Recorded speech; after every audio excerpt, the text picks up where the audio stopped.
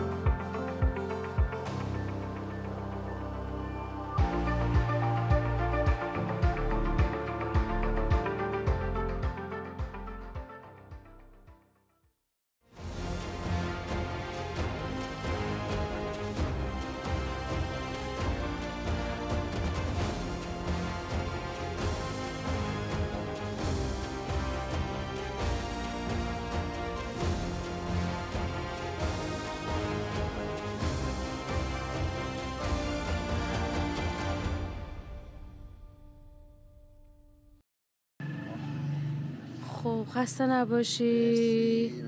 بالاخره رسیدیم. کنگ زیبا. امشب و فرداش هم قراره در مهر سرا باشیم.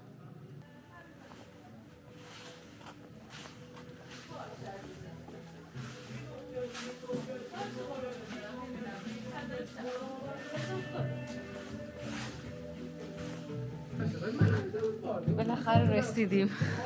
من که چاییمو سر کشیدم.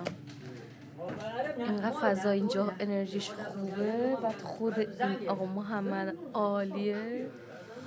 همون خستگی راه گرفته شد. اینم آقا محمد.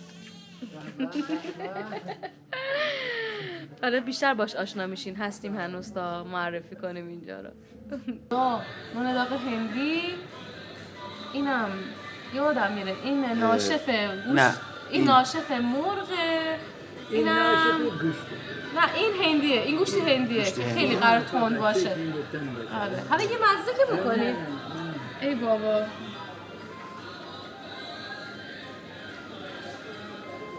خود خیلی تند نباشه. خواهی باید بکنید. تو تندی میده. نه خیلی تند سخت نیست ولی خیلی خوشمزه است.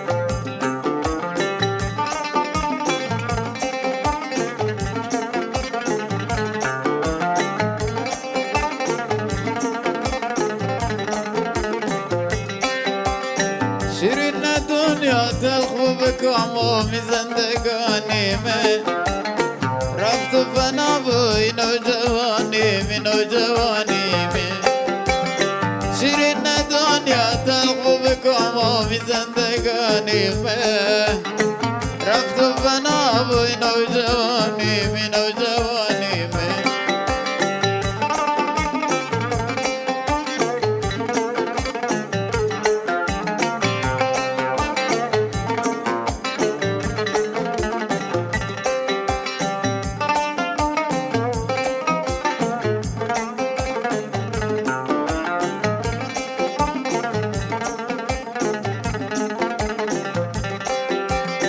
خودم بریدم بودم فلج و دست با گفتم تو نوجوانی عمر ساده دیچه تو باختم خودم بریدم بودم فلج و دست با گفتم تو نوجوانی عمر ساده دیچه تو باختم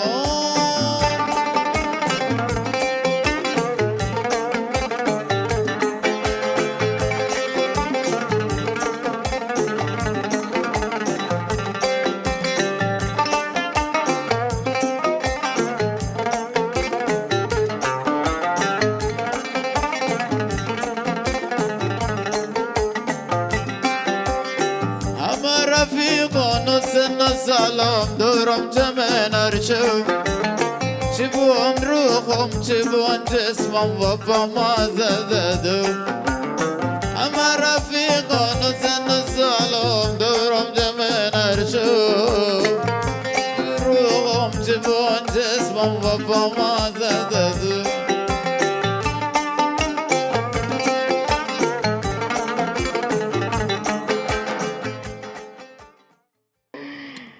اسم این غذا بلالیت. آره آره صبحانه خب کنگی به به برای صبحانه بلالیت تو حتما تو سفرهشون دارن. بلالیت ترکیب چیه؟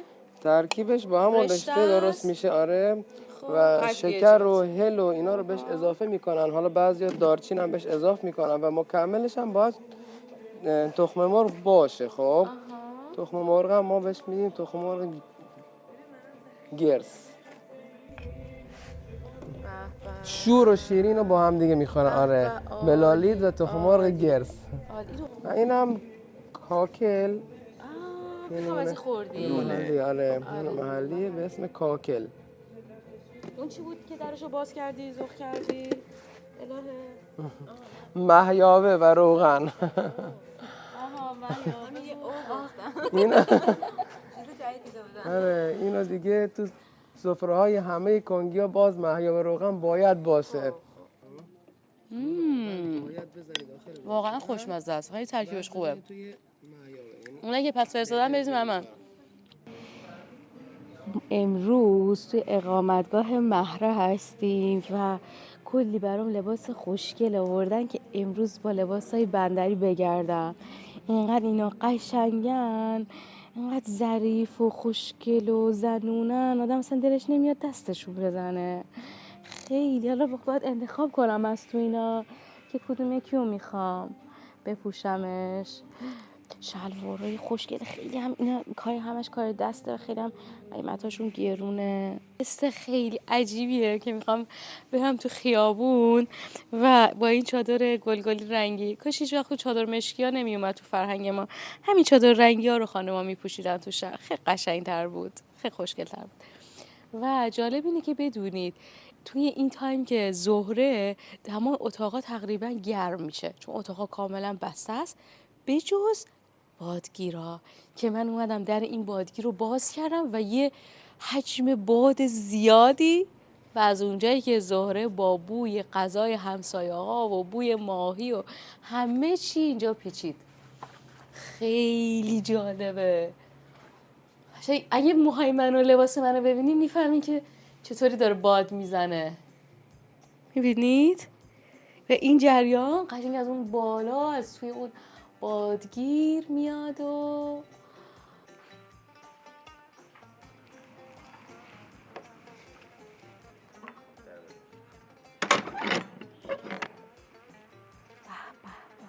بارون اومده.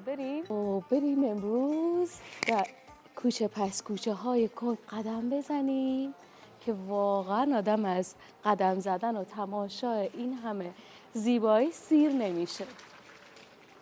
ترکیب این دیوارای سفید و این گل کاغذیای سرخابی و اون بادگیرهای مینیاتوری قشنگ و این آسمون آبی، کوچرم آبپاشی کردن و حسابی تر و تازه است. انگار نه انگار که الان سر ظهر این بنده رو باید چله تابستون دید که تش از زمین آسمونش میباره. و الان ما با لباس خنک تابستونی در فصل زمستان اینجا هستیم. چه سردر خوشگلی. به به به به. خیلی زیبا. رنگ لباس منم با این گلبرگ ها ست شده. کنگ یه شهر بندری خیلی قدیمیه که اکثرا روی لنج کار میکردن. از اینجا لنج را میافتاده به سمت آبادان و خرمشهر و از اونجا خرمه‌های مرغوب و بار میزدن میبردن به هندوستان. مردان کنگ بسیار معروف بودن به اینکه دریابانها و در واقع دریانوردهای خیلی قهاری بودن. لنج ها رو خودشون میساختن و تا آفریقا و زنگبار و هندوستان سفر می‌کردن. معماری اینجا هم بسیار الگو گرفته از همین مراوداتی که با آفریقا و زنگبار داشتن و این شیوه معماری هم از اون در واقع اقلیم به اینجا اومده. این گل‌های کاغذی هم که همه بنده رو خوشگل کرده جزء جدا ناشدنی از این معماریه.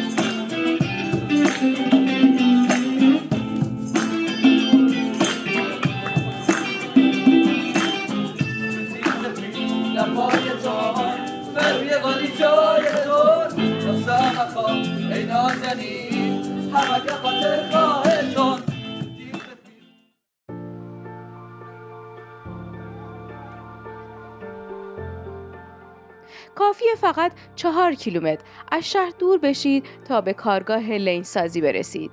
اینجا هم لنج میسازن و هم تعمیرش میکنن. صنعت لنجسازی در این بندر از قدیم الایام رواج داشته و نسل به نسل آموزش داده شده تا به اینجا رسیده.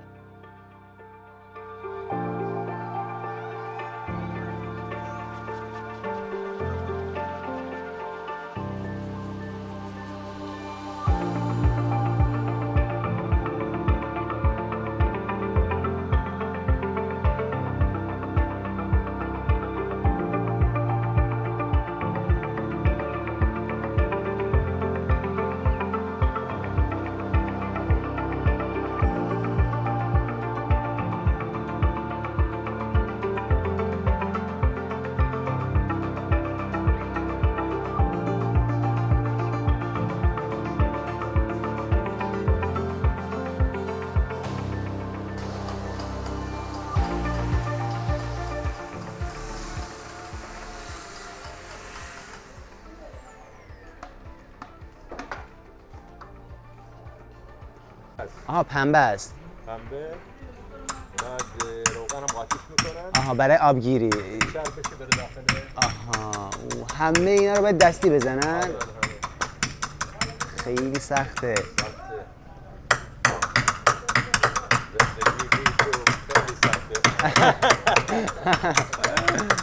هر لنجی حدوداً چند وقت یه بار باید بیاد برای تعمیر؟ بستگی به مدت لنج داره. بعضی لنج نو که هستن اینا هر 5-6 سال یه بار میاد. درسته. اینا که مثلا دیگه 30 سال کار کرده 20 سال، نه اینا هر یه سال دوباره میاد. باید بیا بالا کرد باید کار کنه. درسته. به به. سلام علیکم.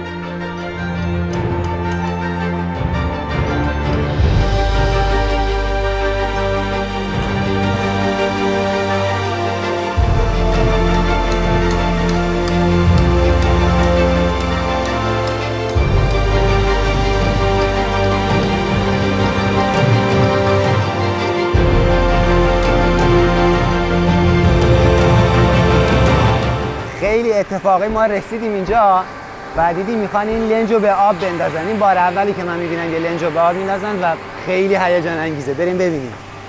این جرثقیل بزرگ لنج رو میاره تو این کانال و باید بندازدش توی آب. خیلی جالبه.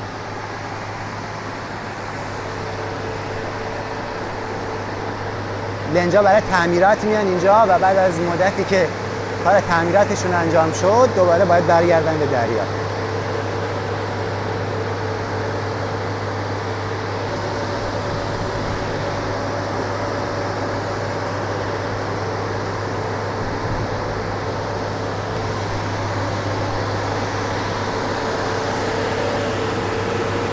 و رسید به آب.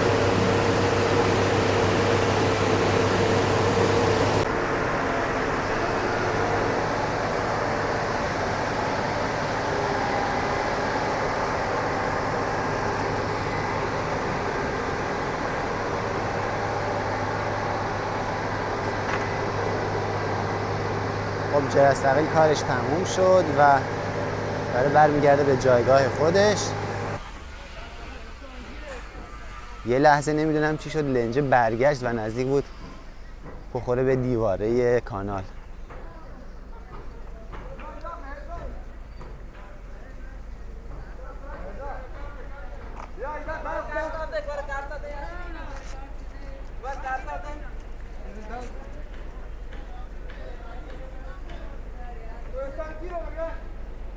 لنجایی که سنگین تره دیگه نمیشه با جرثقیل جابجاش کرد. اینجا یه کاناله، اینجا رو آبگیری میکنن. لنج میاد تو، وقتی که لنج میاد تو آبش خالی میکنن و اینجوری داربست میزنن و که کار تعمیراتش رو انجام بدن. آره